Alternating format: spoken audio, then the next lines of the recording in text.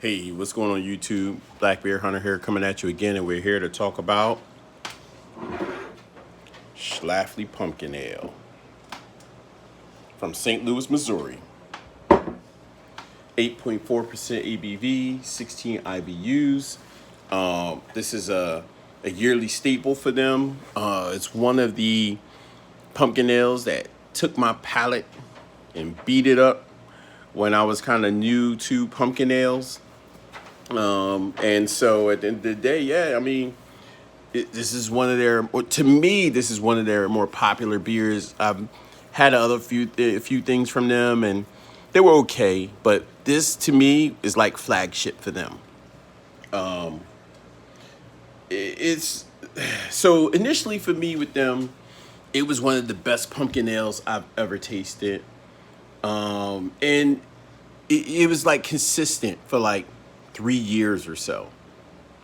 Then it kind of came like it tasted like they started to use artificial flavoring instead of like, if you can't get pumpkin, you'll mix in other gourds or whatever. And so, or yams, whatever. At the end of the day, it didn't hit with me.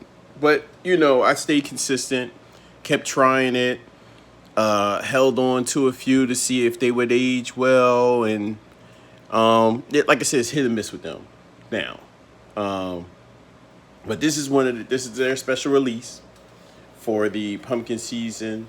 They like to say that it like all right. The ones I did really enjoy, they were well balanced, from start to finish, as far as the color, the aroma, the taste.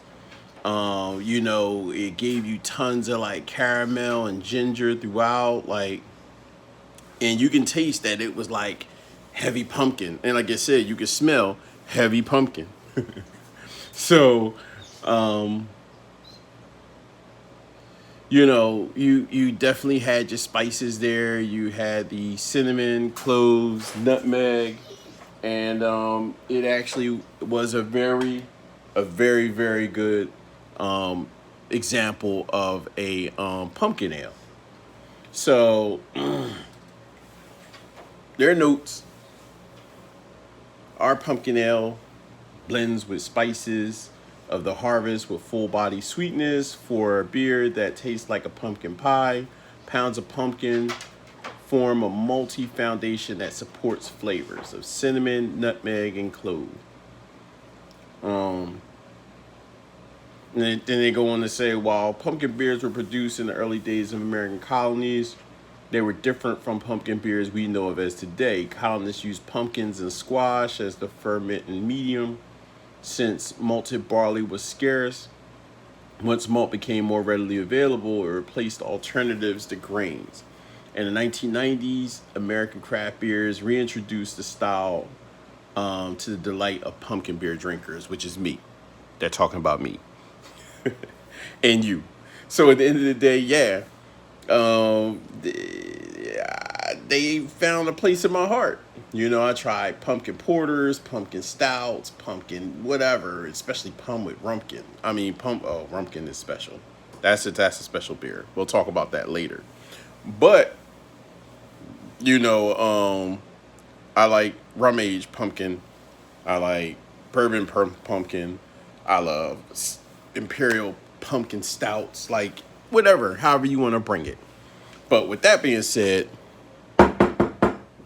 let's go ahead and line them up. Let's go ahead and crack this bad boy open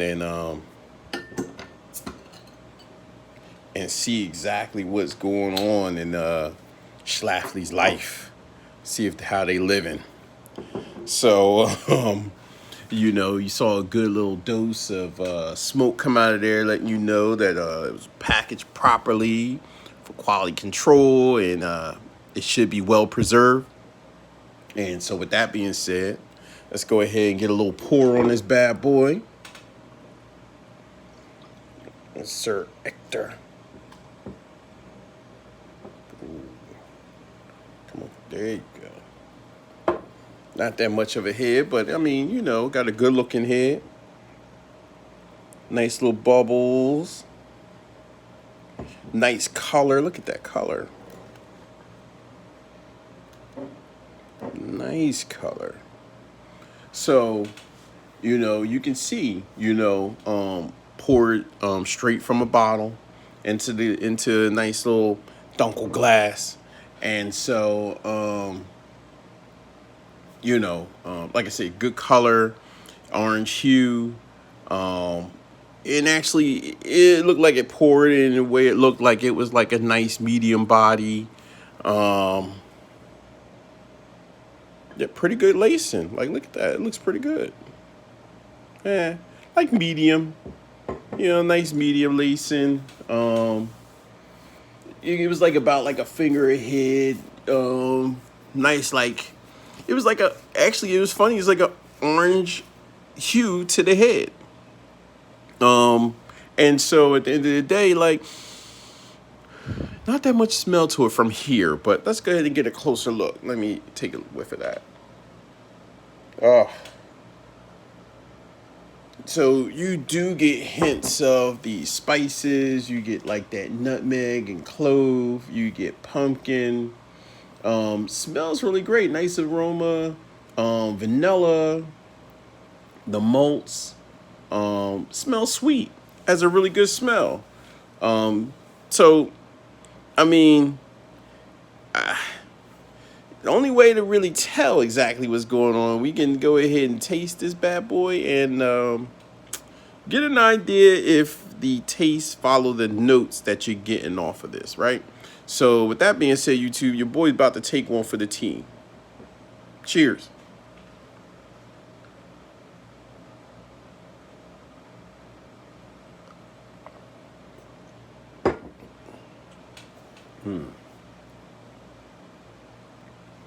Um, Definitely you get like actually what's so funny is you get tons of vanilla. Um, you definitely get the pumpkin. You get a bunch of spices, mostly like nutmeg and cinnamon. The malts are kind of subtle. Um, but the pumpkin stands out. Vanilla actually kind of stands out. Um, it's actually well balanced from what I've had in the past. Wouldn't be like when I first had it, but it definitely this would probably be in the past couple of years one of their better um, versions or deliveries, whatever you want to call it. Um, it's not spice heavy, but the spice, like I said, it balances well with the pumpkin flavor and the vanilla. Um, yeah, it's not. It's. I mean, at 8.4%, it's not real alcohol heavy or burning or anything like that. It's an easy drink. This is an easy drink. It's definitely a sipper because of the complexity that it throws at you the first time it hits your tongue. Subtle. This version of it is extremely subtle, which makes it can be an easy drink. Um, all the things that you like I said, all the things you smelled in the aroma, um, you definitely get it when you taste it. It's definitely rich enough. Not like extremely rich, but it's definitely got a lot of character and flavor. Like it kind of reminds me of a hold on, let me try this again.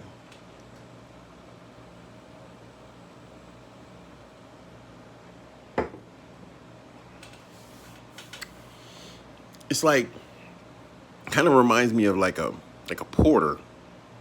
Like not too deep and rich, but then not too thin and like not too thin and flat.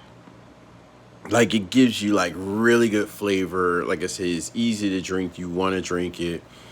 And I can imagine if I let it warm up a bit, it definitely feels like, and like I said, it tastes initially, and this is a little colder than I think it should be, but like it would definitely yield a ton of flavors. And like I said, the complexity would really come out. Like I could probably say that this is probably, now I'm thinking about it, this is probably one of the better versions of their pumpkin ale I've had in a long time. It might actually be reminiscent of what I've had before. Um, Mouth feel, decent carbonations, well carbonated, not overly carved, just right for this type of ale. Um, like I said, it's like it had a nice, vibrant, and crisp feel to it. Um, Great body, and not viscous. For this style beer, you're not really about, but it actually lingers on your tongue. Um, and like I said, like I'm talking, and it's like nutmeg, cinnamon, nutmeg, cinnamon, nutmeg, cinnamon, right? And then it's like pumpkin, pumpkin, pumpkin, pumpkin. And so, yeah, overall, like this beer is well balanced, extremely enjoyable, especially for the style as a pumpkin beer. Um, the aromas go well with the presentation of color and taste. Um, it's definitely a quality beer. Like I said, this is one of Schlafly's. Um, this is like one of their, to me, it's a flagship for them. This is the only thing I really go for from them. They don't really distribute much outside of like the stout that they push out, a porter. They have an IPA, and that's the only thing they really show in this area. I'd like to see more, but at the end of the day, that's all I really get out of them. It's not a gimmicky beer. Like you see a lot of pumpkin ales on the shelf. Um, they're definitely not a gimmick for Schlafly. They put a ton of effort into it, and I was really surprised, like I said, when they had that little dip. Not too, like I said, it was like hit or miss for them. But like this is a hit. This 2020 version, or 2020, whatever you want to call it, 2020 vintage for them is extremely well done. Um, Not excessive at all in any outright form or fashion. Like the carbonation, the color, like as you can see, it doesn't look like, because some beer companies, they use artificial coloring, which is fucking disgusting. But some companies do it. Excuse the quote, fucking disgusting. But at the end of the day, yeah, they basically are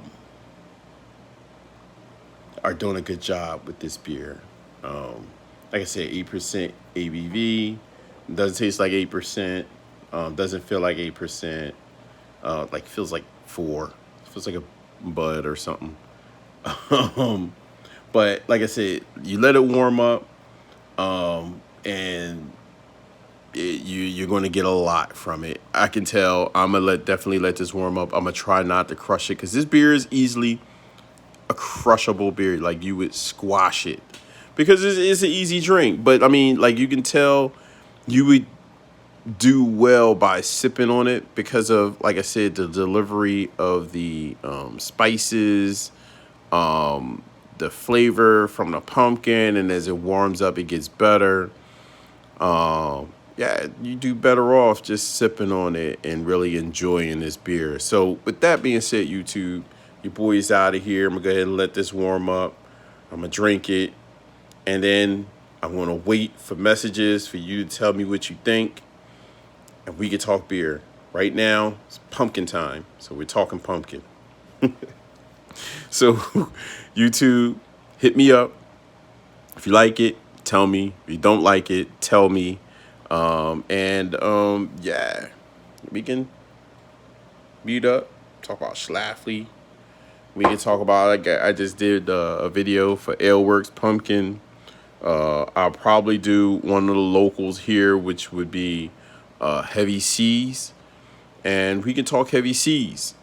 So at the end of the day, watch the pumpkin videos, pumpkin shootout, pop, pop, pop, pop. Pumpkin shootout, and we can basically, agree to disagree, agree, not agree, not agree, whatever. At the end of the day, let's just talk beer. And so your boy tried it. You should try it. Oh, well, this guy tried it. You should try it. You. And then at the end of the day, we can, I guess,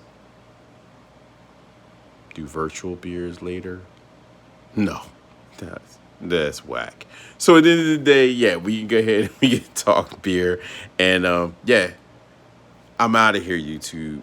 It's time for me to squash this.